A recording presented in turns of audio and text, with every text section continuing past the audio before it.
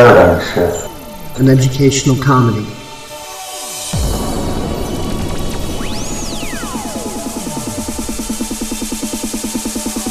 It's not a cause, not a movement. It's not a social group you can slap a label onto.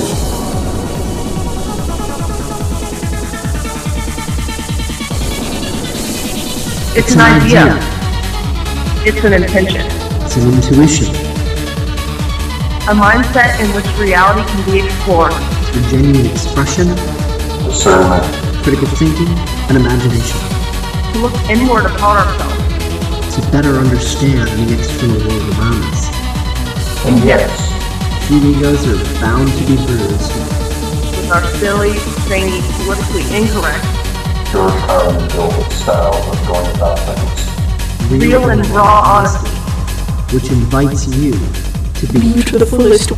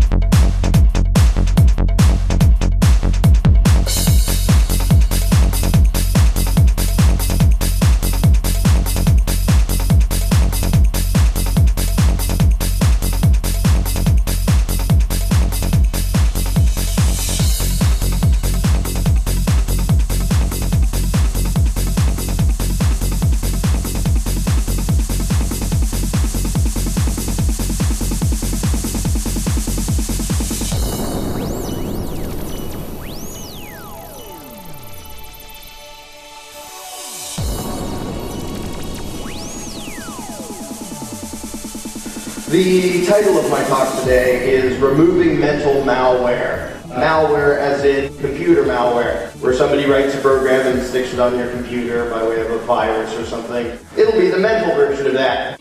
Step one is, do you want to know the truth? If you really want to know the truth, that requires you to put everything you believe at risk, to question everything you assume, to question everything you think you've already figured out.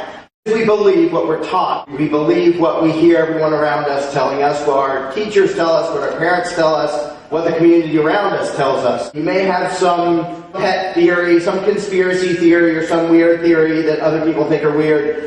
And if you found out the truth, you might find you were actually wrong, that your theory was bogus. And if you're not open to that possibility, then you're not really going for the truth. On the other hand, there may be somebody who says, well, I believe what the mainstream believes, and I believe what everyone around me believes, and I'm not going to consider anything that sounds unusual or weird. They don't want to know the truth either. Wanting to know the truth requires risking what you already have and what you're already comfortable with, which is why most people don't want to know the truth. Assuming you actually want to know the truth, how do you get there? By using the scientific method, or the scientific process. I'm a huge fan of the scientific process. I think it's the only way to reach rational conclusions. However, I'm also a huge critic of a lot of people who stick the label scientist on themselves. The scientific process, in a nutshell, is you take in evidence, you take in data, and from it you try to extrapolate an explanation of reality, or pieces of reality. You try to get a worldview that actually matches the world outside of you. And sometimes you find out, whoops, well, that data made it look like this, but now this data makes it... And so you have to test your theories and sometimes square them out. A lot of people who wear the label scientist and pretend they like science, what they do is take in a lot of evidence, look at the stuff that already fits what they already believe, and the other stuff, that's just weird. We're going to pretend that didn't happen. So by the scientific process, I don't mean come to the results that are now usually labeled under science. I mean the actual scientific process of look at the world, take in all the evidence you can, and then try to figure out reality from that. Even if the evidence is weird and disturbing and goes against what you already want. Another problem that stops people from using the scientific process is when it starts to point at a conclusion that they don't like. They will often bail out. If you start to see a rational examination of the evidence pointing towards you were totally wrong about something, most people will bail out and run the other way because they're invested in what they already believe in. Now, this is especially true if it's something you believed in your whole life, you've worked on, maybe if you've devoted your career to something, and somebody comes along and says, I want you to consider this, and rationally look at the evidence and find out that your entire career was based on a gigantic lie. There's a huge motivation to not look at that, to not use the scientific process. That's what each one of us has to look out for inside our own heads. Are there any walls we put up because we think, I don't really like where that evidence and logic is leading me, I'm just going to kind of stick a wall there and pretend I didn't see that? That's the comfortable, easy thing. There are lots of conclusions people don't want to reach. There are lots and lots of conspiracy theories, and when people say conspiracy theory, they're usually bashing it, and what they usually mean is, I don't want to consider the possibility that the explanation for this event that happened is something that's really going to creep me out. So I'm going to call it a conspiracy theory. That is not scientific and that is not rational.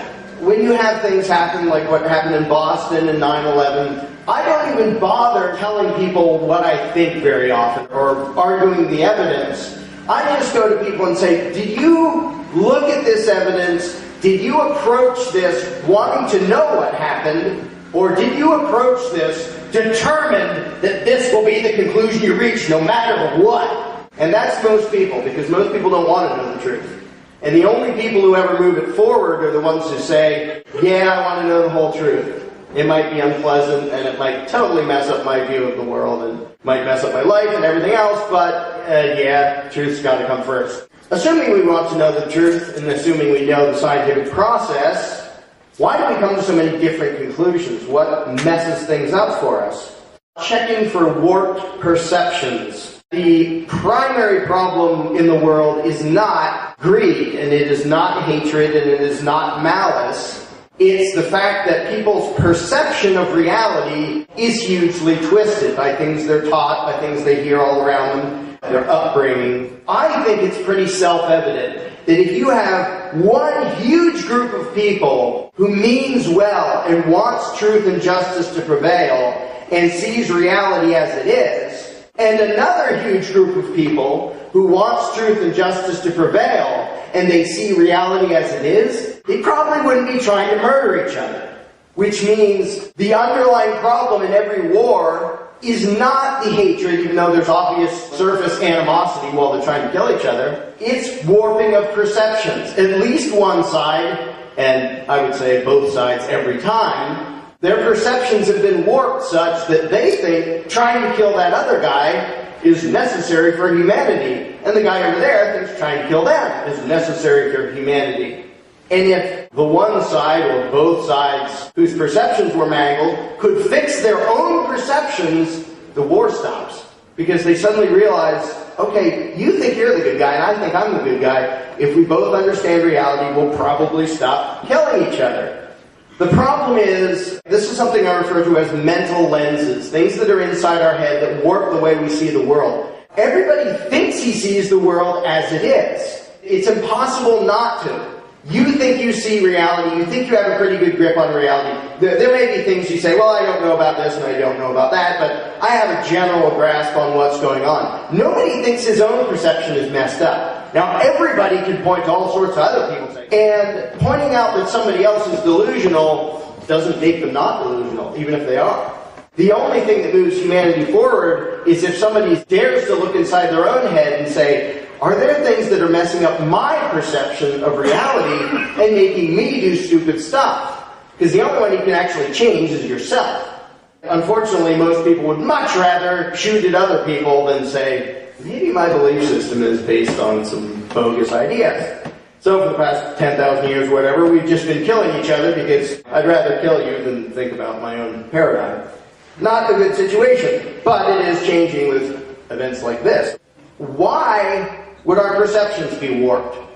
When I talk about mental malware, I mean stuff that was put there intentionally to mess you up. Most of what we believe is passed on to us from our parents, our teachers, our friends, people around us, our society as a whole, the media, all the things we're exposed to. I do not believe that everybody out there telling a lie is trying to tell a lie. I believe the vast majority are just passing on lies that they were taught because they don't know any better. When parents teach their children stupid things that they learned, they're not thinking, ha ha, I'm going to get my kids with this one.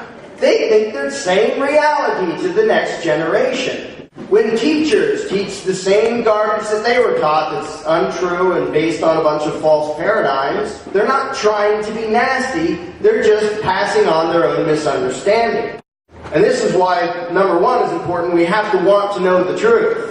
Because if someone who cares about you and loves you is telling you this and they sound so sure of themselves, the hardest thing in the world is to think, well, you know, maybe you're totally wrong, Mom and Dad. You know, I know you mean well, I don't think you're trying to fake me out, but I think you and everyone around me might be totally wrong about this. Another reason people don't want the truth is if you're the only one who believes something, it's really uncomfortable. I suspect people in this crowd know that a lot more than the general public.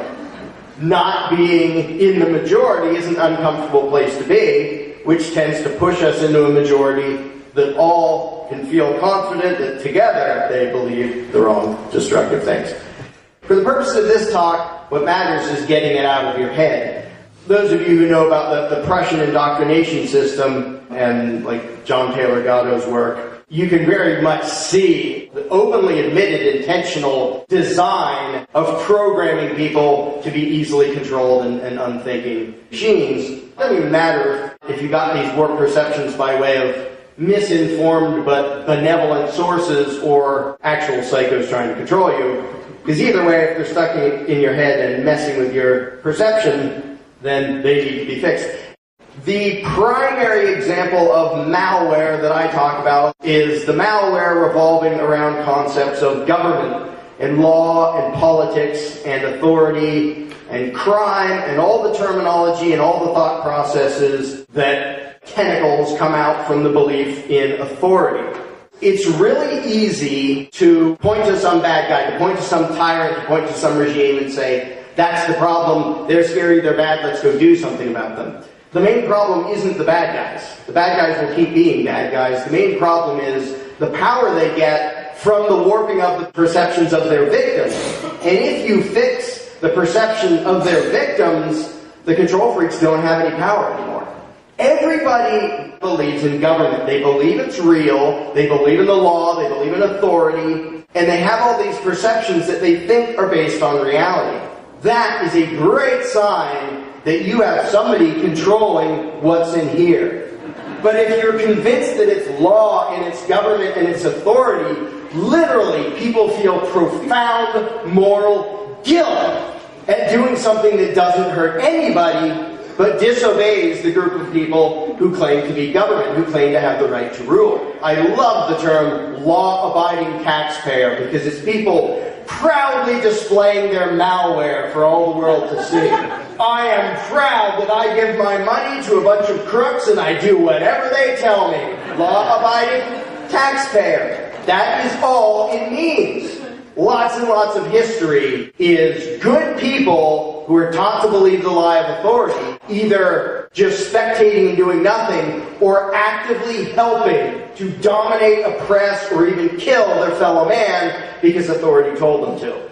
And that's what I mean by the fact that the problem is not the psychos. There's only one reason we know the name Adolf Hitler, and it wasn't because of Adolf Hitler. It was because lots of people in Germany believed in the thing called authority. And so if the guy is in a certain position and has a certain job description, and he tells you to do something, well, you do it. You follow orders, you enforce the law. If they didn't believe that, what could one goofball with a stupid mustache possibly have done on his own? Same thing everywhere. Red China, Soviet Union, go anywhere you want. The mass oppression was not because all the individuals doing it thought, you know, today I just want to go hurt somebody.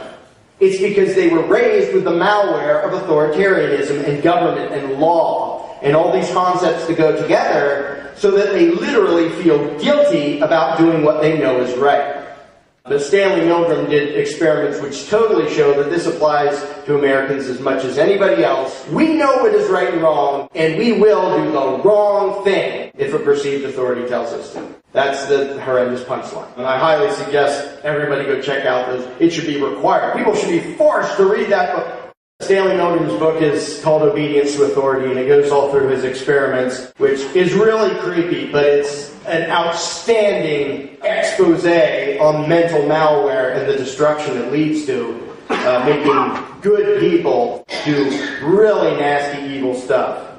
Even inside the freedom movement, because the malware is so lodged in most people's heads, even the vast majority of people who say, I want freedom, they don't recognize their own malware. They don't even check for it. Because they think, the problem's in Washington, D.C. Those guys are bad guys. And yeah, they are bad guys, but they're not the problem. And we have to go do something to that.